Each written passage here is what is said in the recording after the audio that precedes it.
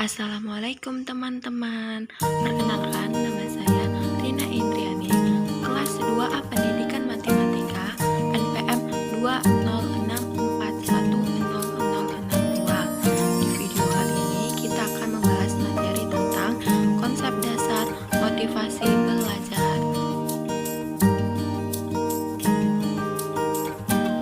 Menurut Haji Mulyadi menyatakan bahwa definisi atau pengertian motivasi belajar adalah membangkitkan dan memberikan arah dorongan yang menyebabkan individu melakukan perbuatan belajar.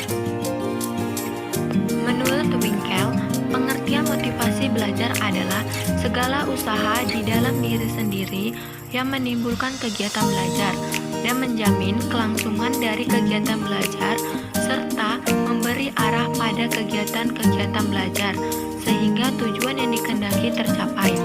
Motivasi belajar merupakan faktor psikis yang bersifat non-intelektual dan berperan dalam menumbuhkan semangat belajar untuk individu. Selanjutnya, bentuk-bentuk motivasi belajar siswa. Motivasi tumbuh dan berkembang dalam diri seseorang secara umum dengan jalan sebagai berikut.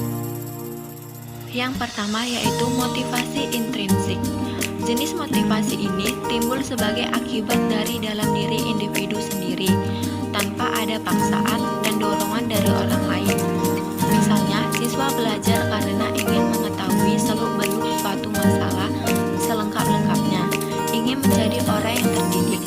Semua keinginan itu berpangkal pada penghayatan kebutuhan dari siswa berdaya upaya melalui kegiatan belajar untuk memenuhi kebutuhan itu.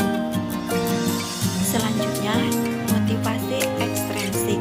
Jenis motivasi ini timbul akibat pengaruh dari luar individu, apakah karena ajakan, suruhan, atau paksaan dari orang lain, sehingga dengan kondisi yang demikian akhirnya ia mau belajar. Selanjutnya, indikator-indikator motivasi belajar. Yang pertama yaitu disiplin. Disiplin ialah melatih dan mendidik orang-orang terhadap peraturan agar ada kepatuhan dan kemudian supaya dapat berjalan dengan tertib dan teratur dalam organisasi. Yang kedua, kepuasan. Kepuasan belajar adalah cara seorang siswa merasakan apa yang dipelajari dapat bermanfaat bagi dirinya. Yang ketiga, keamanan. Rasa aman sangat berpengaruh terhadap semangat belajar siswa, karena rasa aman akan menimbulkan ketenangan kepada siswa di dalam melaksanakan tugasnya sebagai pelajar. Selanjutnya, faktor-faktor yang mempengaruhi motivasi belajar. Yang pertama yaitu cita-cita. Cita-cita adalah suatu target yang ingin dicapai. Target ini sebagai tujuan yang ditetapkan dalam suatu kegiatan. Penentuan target ini tidak sama bagi semua siswa, karena setiap siswa memiliki cita-cita yang berbeda. Yang kedua yaitu kondisi siswa.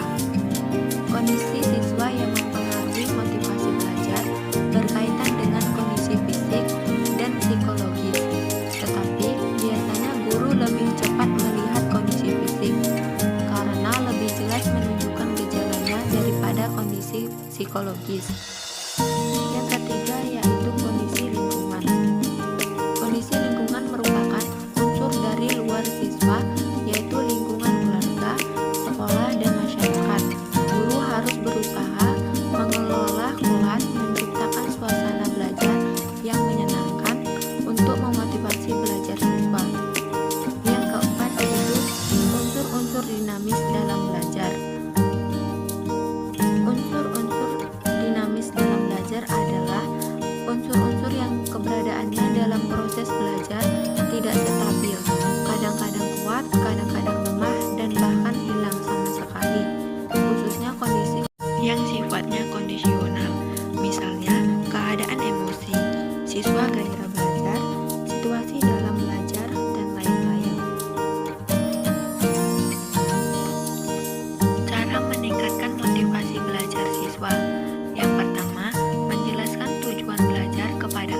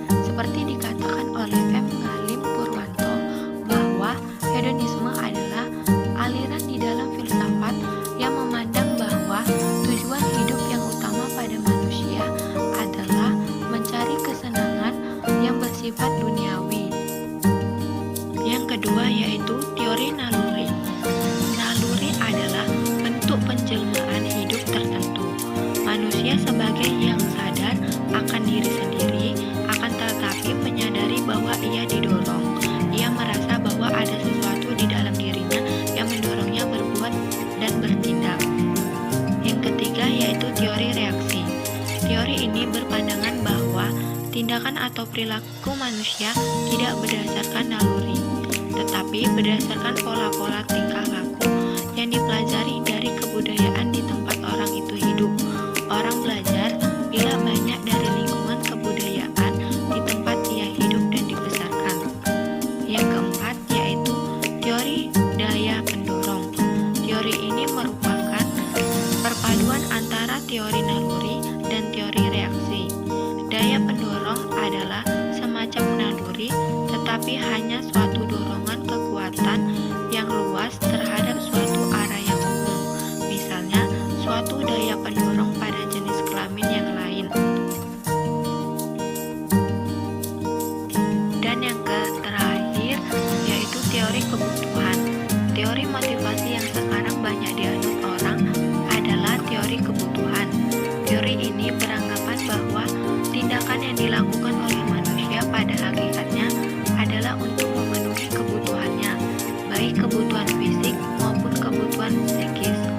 Oleh karena itu, menurut teori ini, apabila seorang pendidik atau guru bermaksud memotivasi siswa, ia harus berusaha mengetahui lebih dahulu apa kebutuhan orang